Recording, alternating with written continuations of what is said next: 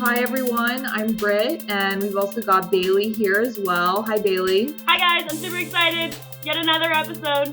Yes. So we are now on to season 1, episode 7, which is titled Hi Bob, and Bailey was just very, very astutely noticing that because of the title, this is probably going to be about crew psychology and dynamics, for which we're very lucky to have Bailey here for this episode reaction because of her experience as an analog astronaut. So I feel like she's particularly well-versed on these topics. So I'm excited to get your take on it. Real quick, for anyone that doesn't know, analog missions are missions that happen here on Earth basically as prep for us to get ready for space. We can pretend like we're in space, but we're safe here on Earth. We have the resources here on Earth. It's a good practice round, if you will. Analog missions can last anywhere. Mine was 2 weeks. If they can last upward of like a year or two, we've got all sorts of different kind of things there. Mine was 2 weeks in Hawaii. Our primary objective was to research lava tubes, partnered with NASA Goddard, and I ate tons of dehydrated food and got lots of space experience of what it would be like to live in space. So that's what Britt's alluding to. Lots of comments on this. It'll be fun to bring that into an episode. I'm really excited for that. And if my memory serves, you had to shower with a bucket, yes? Yes. So we only got 7 minutes of water for showering a week.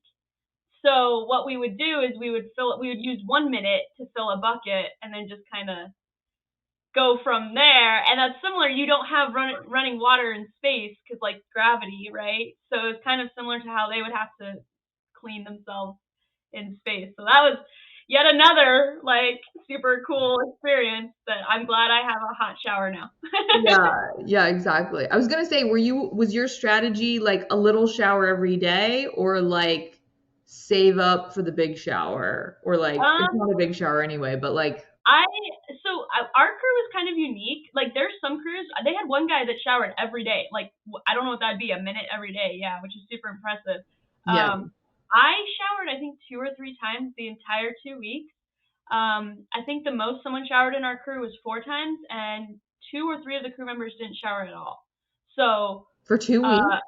Yeah, like they did like hair, like they had hair stuff to like make sure their hair wasn't greasy, and they would do like with a cloth a wipe down. But none of us could smell each other. I don't know if we were nose blind or what, but like we must have smelled horrible. But like, you know, like we didn't really notice, and it's one of those things of like we probably don't need to shower as much as society tells us to do. True. I think we might have wanted to shower at least once or twice, but we were still being hygienic. It wasn't like we were just like living in our own filth or something, but it was really interesting for that. Yeah. Wow. Yeah. There's your first analog tip of the or analog astronaut experience of the episode. We'll have so many more, I'm sure. I will say that, like, yeah, I mean, I agree with you that like society probably, you know, makes us think we have to shower more frequently than we do. So anyway, okay, this. So back to the show at hand. All right, season 1, episode 7. Here we come. We got plenty of work to keep us busy. In fact, we're coming up on a scheduled evolution right now. Understood. Houston out. Jamestown out.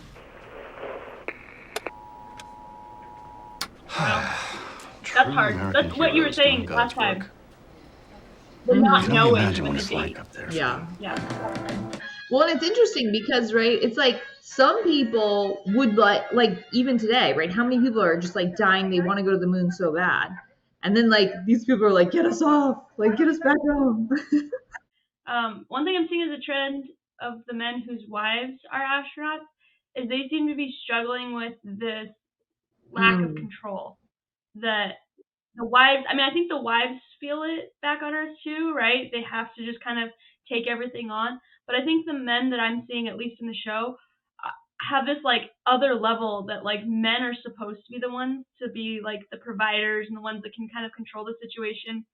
And I think between him and Wayne too, like I feel like they feel out of control, like they can no longer protect their wife, which I think is an interesting dynamic of just maybe the difference between men and women that come out. Yeah, that's an interesting point. Tom, at least 2 back behind the rack. You're talking about the ants? Yeah, I'm talking about the ants. Why was he so scared by ants? You want to start I don't know, but I've lived in some pretty like interesting apartments in my, in my time.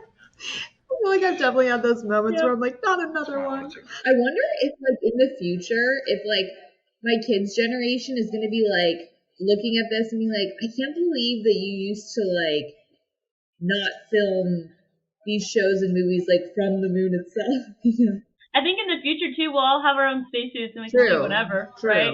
Like scuba diving. Yeah. You need your own equipment. So you can... Come on, give it your best shot. You think you're man up? Ooh. Oh no. Back. No. Step back. Everybody just calm down and step back. That looks like it really hurt. Also, Danielle, voice of reason, should be the commander here. Why do you say that, Mr. Carlin? Because Emily, by refusing to tell her story, is implying that her fear is better than mine. Well, yeah, because it's a tough situation because they're also all in confined quarters. So if somebody else is kind of starting to experience a breakdown, then I feel like that's also putting in jeopardy the mental health of the people around as well. Do you have hostility to Mr. You Carlin? can't test him. You don't know where he's at. I mean, you can't kick him out, right? Yeah. Go sit on the moon until you feel better. Like, what do you... You're stepping on a joke. Yeah, exactly. It's tough. She broke her arm to like save Gordo's reputation, basically. That's a leader right there, honestly. It is, but I feel so bad that she had to make that sacrifice. And also, like, is Gordo gonna get the help he needs? Like, I don't know. You know, it's like No. But like, yeah, I mean, that was very, like, self-sacrificing. Noble. But I just feel for her. Hi, can I help you? Ma'am, is this your house? Yes, I'm Karen Baldwin. What's going on? Is your son Shane Baldwin? Yes. What's he done? Ma'am, I'm afraid there's been an accident. I'm like seriously gonna lose it, like watching this right now. Cause like that's just like as a mother, like there's like nothing. Yeah, like I don't think there's anything worse than hearing that. That's the worst fear, right? I know. I was like, okay, so the first time I saw this, like, and it still bothers me now, but like the first time I saw it, I was like, no, like we just got out of like this really heavy episode where there was like all this stuff going on with Gordo, and then it's like Ed chooses to stay on, and then like also like and his no way to come home. No, yeah. Even with something like this, like right. And so, and just like the exchange that he just had with his son, where he's like yelling at him, and then, you know, obviously she just slapped him. Like, I mean, it's just like the whole thing is just so unfortunate. Yeah. So I was like mad for a while because I was like, no, this is like too sad. This is too awful. I didn't see that one coming. I saw him getting in big trouble and it pushing his life in a new trajectory or something. I don't know, but like that was not what I saw. Yeah. I mean, I said it in the middle of the episode, like the most complicated thing about space travel is the humans. Yeah, and the humans back at home. Yeah, and we obviously haven't figured out how to work together here on Earth. Why do you think it would be easier when literally everything is trying to kill you? Like, the other thing too is I feel like a big theme in this episode, right, is that there's still so much like I feel like the underlying theme of this episode was secrecy, right? Like it was like a lot of people not being able to like lead their lives in a like transparent, authentic way, right? Because in the case of Ellen and I forget his name, but you know, they're having to get married to basically conceal, you know, their true selves. And now Ellen can't be with Pam as a result of that, right? So it's like, I feel like the theme is that people are being forced into like hiding these pieces of themselves. And then it's like with Gordo as well. Like he feels like if he tries to go and get the help that he needs, then that's going to jeopardize his career. And so instead, what's he doing? You know, he's not getting that help, and, you know, we'll see what happens. And then with Danny too, I mean, she's kind of like feels like she has to like take on that burden. So she's kind of now everybody's sort of, they alluded to that at the end, right? Judging her because they're like, oh, she got hurt, she made a mistake. But really nobody knows like the true reason why she did that. So it's like there's just so many secrets. And then it's like Karen wasn't telling Ed about what was going on really with Shane until it got to like a certain point, so he wasn't really aware. And then I feel like there's just like all this repressed emotion and like, yeah, I mean, I feel like that's just Shane wasn't able to talk about what he was feeling either. Yeah, exactly. Like Shane, Shane was being forced into this like, you're the man of the house, or stop crying, or this and that, and he wasn't allowed to reveal his true emotions either. And this is an 11-year-old kid, and his dad's been gone, he's on the moon. Like, that's not a normal, easy situation. So yeah. You kind of alluded to it, that having problems in the habitat, right? Close confined quarters and everything like that. I think it is bigger than that, and I don't think we treat it that way, but, and even in modern day of just, I think in the last episode I was like, I'm so angry that they're not allowed to live their lives, and it's more than just like different rights and stuff like that. It's very much of like this whole right stuff, right? It's the suppression of all the emotions so that you can be the best astronaut ever. And I don't think it's fully, actually no, it's not that I don't think, I know it's not fully out of the space industry right now. And there's a lot of people that are working towards it, and we are becoming better about talking about these things. And luckily with the private industry stepping in, there's opportunity for people who don't always have those opportunities for other reasons.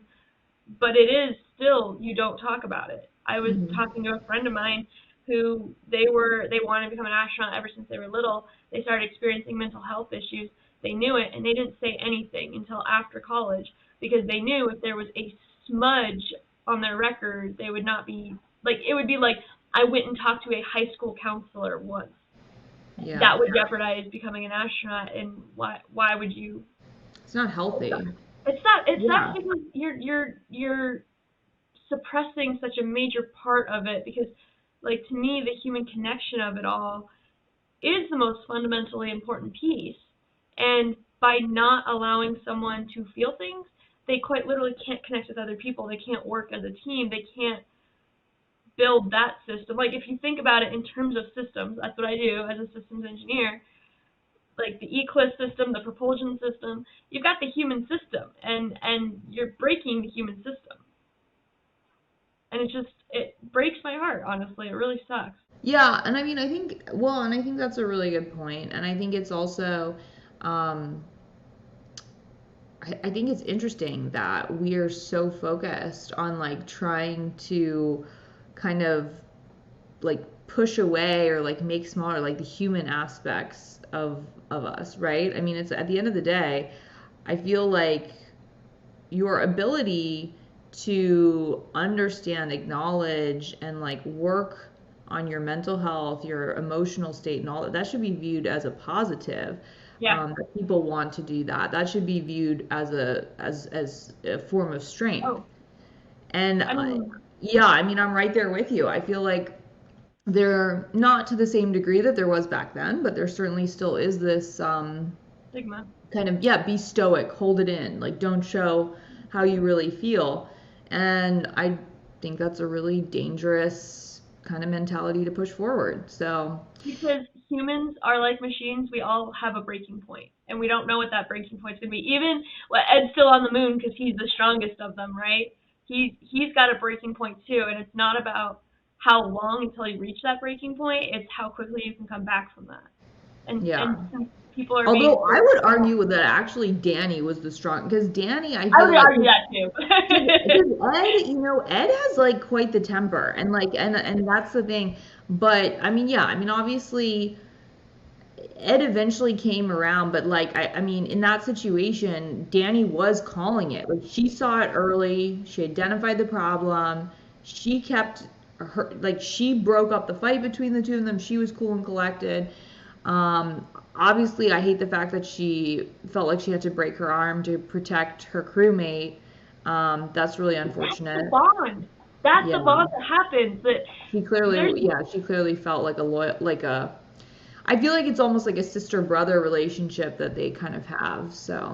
And if we just treated each other like that, right? Like all of us, I mean, that's one of the biggest kind of themes right now in the space industry is they call it, it's Spaceship Earth.